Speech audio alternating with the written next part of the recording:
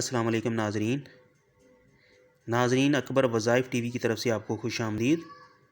ناظرین، جیسے کہ آپ کو پتہ ہے کہ اکبر وظائف ٹی وی کی طرف سے ہمیشہ حقیقت پر مبنی ویڈیو بنا کر آپ کی خدمت میں پیش کی جاتی ہیں، اور جو بھی کنٹینٹ لیا جاتا ہے وہ کسی نہ کسی بک سے لیا جاتا ہے، تاکہ کسی قسم کا خدشہ آپ کے ذہن میں نہ آئے کہ پتہ نہیں یہ اپنی طرف سے ہی ویڈیو بنا کے پیش کر رہے ہیں۔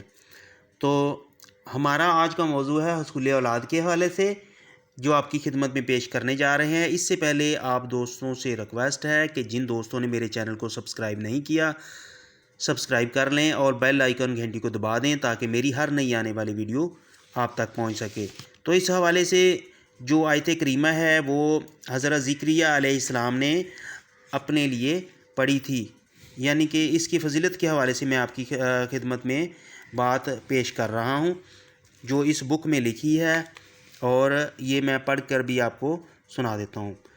جس شخص کو اولاد کی طرف سے مایوسی ہو، وہ ہر نماز کے بعد 3 مرتبہ مندرجہ ذیل آیت پڑھا کرے، انشاءاللہ صاحب اولاد ہوگا۔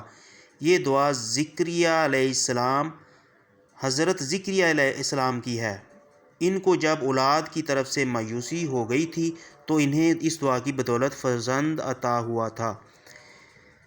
وہ آیت کریمہ یہ ہے: بسم اللہ الرحمن الرحیم، ربی لا تذرنی فردن وانت خیر الوارثین۔ اے میرے رب، مجھے تنہا نہ چھوڑیے اور آپ سب سے بہتر وارث ہیں۔ سبحان اللہ۔ تو ناظرین، اس حوالے سے اس آیت کریمہ کو پڑھیں، خود بھی فائدہ اٹھائیں اور اپنے دوستوں کے ساتھ بھی شیئر کریں۔ اور اگر آپ کو کسی حوالے سے بھی کوئی مسئلہ درپیش ہو کہ اس موضوع پر ویڈیو بنائی جائے، تو برائے مہربانی کمنٹ سیکشن میں اپنے رائے کا اظہار کریں اور یہ بھی بتائیں کہ کس موضوع پر نئی ویڈیو بنائی جائے۔ بہت شکریہ۔